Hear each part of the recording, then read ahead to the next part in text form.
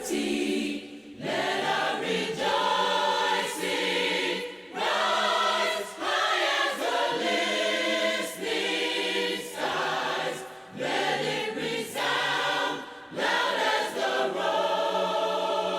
rolling sea.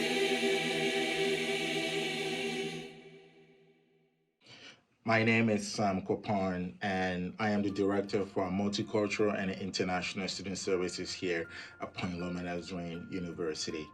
Um, 3 years ago, an idea was birthed to hold the first ever candlelight vigil in commemorating what was then the 50th uh, anniversary of Dr. Martin Luther King Jr.'s assassination. I am glad to say that that event wasn't just a one and done event, but it has continued since then. With the COVID and uncertain times that we're in, it would have been easier to just postpone this year's event. But as I look at the social unrest and the social and racial inequities that is in our country right now, I believe taking a break and remembering the life and words of Dr. King is very appropriate. Growing up in Ghana, um, I learned of different freedom fighters like Dr. Nkrumah, Steve Biko, Nelson Mandela. These freedom fighters fought to bring freedom and justice and independence to my beloved continent. I later learned that these heroes of mine actually had an inspiration, another great man called Dr. Martin Luther King Jr. And Dr. King is a man who rose through the ranks of the American Civil Rights Movement and became the face and voice of a nation that was struggling so hard to achieve racial and social equity among its citizens. Dr. King has inspired many men and women before me and continue to inspire many men and women that you're going to hear from today. You've already heard from people around our campus talk about how much they admire Dr. King throughout yesterday and today throughout our social media platforms. Well, tonight we're going to hear from all the club presidents within Mosaic as they share the words and ideals that inspire them to stand up and fight for their local communities. I hope you enjoy this evening and share in the joy of knowing that we can continue the fight that Dr. King bravely started. You know, the man who taught us that we cannot fight hate with hate, and violence and insurrection is not the way to achieve success. And rather, we must use love for our fellow citizens, to light up a very dark world. Thank you for being here with us today, and I hope you enjoy this evening. Thank you. Hello, students, faculty, staff of Point Loma Nazarene University. Just to share a few words as we celebrate the legacy of Dr. Martin Luther King this year. I've often considered the annual celebration of Dr. King a celebration of both Dr. King as a man, but also as Dr. King, who was the leader, the chosen leader of the civil rights movement here in the United States. It's a time that we focus on the goals of that movement and how far we have come to accomplish those goals, but it's also a time to look at who we are and where we're going in the future. I was asked to share a few words of something that represents Dr. King and what he means to me. I chose to actually use a photo as my background. In that photo, you will see over my left shoulder, that's actually my father-in-law, the person who married me to my lovely wife, Lillian. But if you look over my right shoulder, you will see that's Dr. Martin Luther King Jr. My father-in-law and Dr. King were very good friends and worked very closely together. As a matter of fact, my father-in-law was the president of the Southern Christian Leadership Conference West. And I know that the goals that they fought for And the goals that we continually fight for today are really built on an idea that as individuals, we take responsibility in society. I want to share with you a little quote from Dr. King that you don't hear very often, but I'm going to share this with you. It says this: we must come to see that the end we seek is a society at peace with itself. That is a society that can live with its conscience. And I want to tell you that this year, as we look back on the reckonings of the summer of 2020, we as a group of people must live with our conscience that we've done all that we can do to fight for equal rights, for justice, for an anti-racist society. And Dr. King's legacy is that we will continue to fight for those things so that we would represent the conscience of our society. And we've done all that we could to make it a reality by God's grace. God bless you and keep you. Continue to lift up the legacy of the civil rights movement and the work of those who have gone before us. Thank you. Hi everyone, my name is Aviana Legree. I'm the president of Delta Alpha Pi this year, a club and honor society that focuses on spreading positive awareness on disabilities. So my favorite quote by Martin Luther King is, "Darkness cannot drive out darkness, only light can do that, and hate cannot drive out hate, only love can do that." Martin Luther King does a great job at just calling out the darkness of this world and stating that negativity cannot cancel out other negativity. And we've seen in 2020, rough year. It has really had a lot of darkness in this world this year, and a lot of people have tried to fight the darkness with more darkness, and that just doubles it and makes it worse. It doesn't cancel it out at all. So my takeaway from this quote, and I really hope it is for you too, is to use this in our lives and to fight the darkness with light and to fight the hate with love. And we can be an example to our future generations to look at us and the way that we handle the darkness of this world, because it won't go away unless we stop it like that. So thank you for listening. Hi, I'm Iman, president of Unite, the international club. I'm going to talk about Martin Luther King Jr.'s words. Faith is taking the first step even when you can't see the whole staircase. These words made me realize that this is what life is about. Just because right now you can't see the exact path to get to your goal doesn't mean it's not possible to achieve. That's why Dr. King's words stood out to me. Having faith is similar to trusting that one way or another, things will work out. I've taken so many opportunities not knowing where I would end up, but I had faith throughout the time. Even Dr. King, he had faith. He knew that his staircase was leading towards equality and civil rights. Faith is what kept him going, is what keeps us all going. So have faith that the rest of your staircase is there. It will bring you one step closer to your goals. Thank you. Hello, I'm Helena Huffman from Huio Hawaii Club, and I would like to just say that Martin Luther King Jr. had the amazing ability to face reality with an impenetrable hope, and not some type of naive optimism that everything will inevitably progress, or a cynicism that nothing will ever change, but a grounded and enduring hope in tomorrow's possibilities. He once said that we must go on in the days ahead with an audacious faith in the future, and I just pray that as we reflect on his life, that his contagious hope spurs us towards the tomorrow that he dreamed of. Hi everybody, my name is Ivy Tran and I'm the president of Asian Student Union. For today, the Martin Luther King Jr. quote that I picked is, "If you can't fly, then run. If you can't run, then walk. If you can't walk, then crawl. But whatever you do, you have to keep moving forward." Martin Luther King Jr. said this quote during a speech at a college rally. This quote can speak many volumes in different settings to motivate different individuals. This quote shows and conveys perseverance to achieving your goals, no matter what life throws at you. Personally, I am a goal-setting individual and strive to become better every day. I try my best to not give up and lose hope of my dreams even when times get tough. This quote is so important to me because it tells you that life is never going to be easy, and even if something pushes you 10 steps back, that one step forward can make all the difference. Hi, my name is Heavenly and I'm the president of ALAS, which is the Association of Latin American Students. Today I'll be speaking on the quote, There comes a time when one must take a position that is neither safe nor politic nor popular, but he must take it because his conscience tells him that it is right.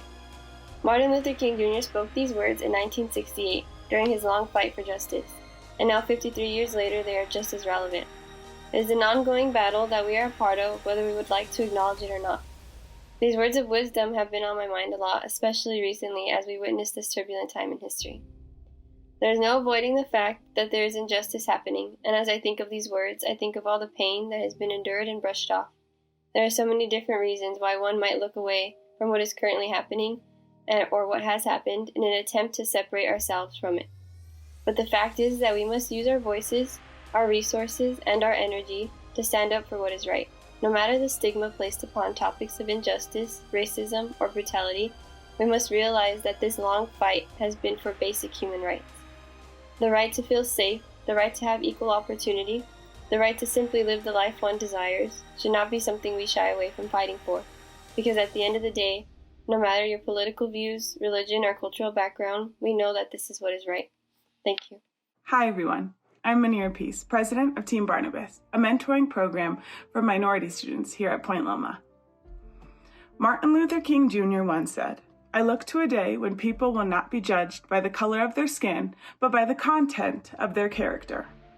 And while color is defined first as the way an object emits light, it, being color, is often linked to its second definition, the pigmentation of someone's skin, especially as an indication of race. The differences and similarities between race and ethnicity is a discussion for another time. But in the context of King's quote, race refers to the class or kind of people by shared and unchangeable characteristics, in this case, skin color. I look to a day when people will not be judged by the color of their skin, but by the content of their character resonates with me because I believe we are all a part of one race, the human race. I direct my thoughts, prayers, and actions towards a coming time when jobs, class, and justice will not be defined by the color of our skin, the texture of our hair, or the size and shape of our noses, eyes, and lips, but by our ability to perform as humans. Love, gratitude, relationships, and virtue all outweigh the importance of class. It is important that race is not confused with culture and heritage, as these are beautiful, and our diversity only empowers us and guides us in strength. A day when the content of our character defines us individually, and a collective identity as the human race is one to be celebrated, looked forward to, and actively created and pursued. Thank you. Martin Luther King Jr. once said, "The ultimate measure of a man is not where he stands in times of comfort and convenience, but where he stands at times of challenge and controversy." It's easy to stay in our places of comfortability, whether that be physically, emotionally, or verbally through silence. But accomplishing things that are great have always taken hard work.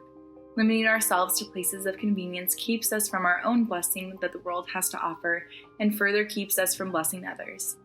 Because Martin Luther King Jr. faced controversy head-on rather than sitting in the comfort he knew, his legacy has lived on. Not only did he gain his own blessing, but because of his willingness to stand in the face of physical danger, in the face of resentment, in the face of racism, he has released a blessing of motivation and courage for us to receive. I encourage you to receive that blessing with me and stand in moments of comfort and controversy for ourselves and for our peers. Everyone, I'm Fahad Hakim and I'm the president of the Middle Eastern Association. American activist Dr. Martin Luther King Jr. once said, "The time is always right to do what is right." We as humans are sometimes faced with difficult decisions in our lives. At times we come to crossfire and want the best for ourselves, but we may end up hurting others in the process. It's difficult to not want to do what is best for you. However, we need to realize that we must give everyone our utmost respect. You may find yourself in a place where you think that you're on the outskirts and there is no hope for something positive to occur because of your wrongdoings. The right thing does not mean it's going to be in your favor, but it does give you the satisfaction of being an honest human being with others and with yourself. Could doing the right thing cost you something? Possibly. Does peace of mind come easy? Absolutely not. Be determined to do the right thing. Finally, I would like to say if you're feeling right now that you need to take a step to do something right, then this is your sign. Thank you so much. Hi guys, my name is Alicia Wright. I'm the president of our school's Black Student Union, and I'm so grateful that we are getting a chance to still celebrate Martin Luther King and acknowledge all he did for our country. As I kind of reflected back Martin Luther King was way ahead of his time, as we know. And a quote that kind of stuck out to me was when he said, "In the end, we will remember not the words of our enemies, but the silence of our friends." And that kind of came to light this summer with all the Black Lives Matter protests going on. And I started really paying attention to who was silent on the matter. I felt like what hurt me the most was the friends that didn't say anything, and I didn't know if they supported me. But it was also very comforting to see everyone that did step up and use their platform, no matter how big or small. And I got to have so many good conversations and have new different connections and difficult conversations with people about the way others saw me in America and the way I saw myself. But the silence from peers that appeared to be in my corner then went ghost was very telling. I feel like in a way people were scared to speak up in their conservative circles out of fear of being ostracized by other conservative friends. But just like Martin Luther King, I believe that silence is not mutual, but takes the side of the oppressor. So, thank you. Hi, my name is Kay Smith, and I have the privilege of serving Point Loma Nazarene University as the Vice President for Student Development. I'd like to thank Sam Kwapong for inviting me to share just a few thoughts in regard to Dr. Martin Luther King Jr. as we honor his life and his legacy through our annual vigil. One of the aspects of Dr. King's legacy that I personally deeply admire is his commitment to nonviolence and civil disobedience. It seems to me that each of us in our humanity can easily strike back, whether that's verbally or physically, when we are offended or assaulted, and that's a natural response. It requires a tremendous amount of self-control and grace and courage to embrace nonviolence as both a philosophy and a way of life. And that's something that I'm still giving a lot of thought to. And Dr. King exemplified his commitment to nonviolence in such powerful ways. I think there's something there for each of us to learn. In closing, I would like to share a comment, statement from Dr. King on regarding his thoughts on nonviolence. World peace through nonviolent means is neither absurd nor unattainable. All other methods have failed. Thus, we must begin anew. Nonviolence is a good starting point. Those of us who believe in this method can be voices of reason, sanity, and understanding amid the voices of violence, hatred, and emotion. We can very well set a mood of peace out of which a system of peace can be built. It's a tremendous challenge for me, the statement that we can set a mood of peace out of which a system of peace can be built. It is my prayer that we as people of faith and people of goodwill really can contribute, really can build a system of peace in the manner and legacy of Dr. King, and that we could develop the kind of courage that he exemplified. There's a huge challenge for me in considering this aspect of his life. Thank you. Thank you for being part of this year's virtual event. I can't wait to see you guys on campus. There's a few people I want to thank. I first want to thank God Almighty for giving us life and giving us breath to be able to do this event for you today. I also want to thank the leadership of Point Loma Nazarene University and the cabinet, Dr. Brower and everyone in the cabinet. Thank you for your continued support for diversity and continued reliance and faith in our department. I also want to thank Dr. Kay Smith, especially, and all the faculty and staff members who lend their voices to this event. Many thanks goes to our fearless leader, Dr. Jeffrey Carr, I am so appreciative of your guidance and support for this office. This event could not have happened without the help of Isabella Passy. I am so grateful and thankful for your many talents and your work and your hard work. I'm super stoked that I get to work with you every day. I also would like to thank all of our Mosaic Club presidents. I'm so grateful for you. I can honestly say this, that you are the most hardworking and the best club president ever. I am so amazed at your hard work and your dedication, and I cannot wait to see you guys back on campus as soon as possible. I'm grateful and blessed to lead such an amazing students who is so committed to the vision of equality and moving forward. For everybody else who tuned in today, I appreciate you and your support for this office and for this event. We hope to see you back on campus in March, and I hope you enjoy the rest of the evening. Stay blessed and stay safe. Thank you. Sing